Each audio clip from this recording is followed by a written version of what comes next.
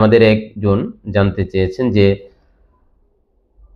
জন্মের সুনির্দিষ্ট তারিখ জানার পরেও বিভিন্ন প্রতিষ্ঠানে ভর্তির জন্য জন্ম সনদে জন্মের তারিখ আকপিস করা যাবে কিনা।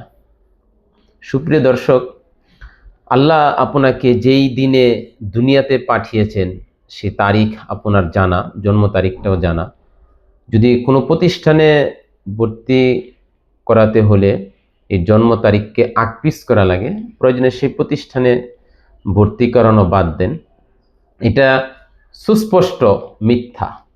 সুতরাং সামান্য প্রয়োজনে, দুনিয়াবি সামান্য লাভের জন্য আপনার এমন সুস্পষ্ট একটা মিথ্যা জিনিসকে আপনার সন্তানের জন্ম সনদের সাথে যদি আপনার মিথ্যার সূচনা করেন, তাহলে তো বোঝা যায় এটার একটা বদ তাসির আসর আপনার সন্তানের মধ্যে পড়বে। এজন্য তার জন্ম তারিখটাই একদম যথারীতি তারিখে তার জন্ম সনদ করা, এবং এটাও রাষ্ট্রের একটা আমানত। আল্লাহ আমাদেরকে বোঝার, আমল করার তৌফিক দান করুন।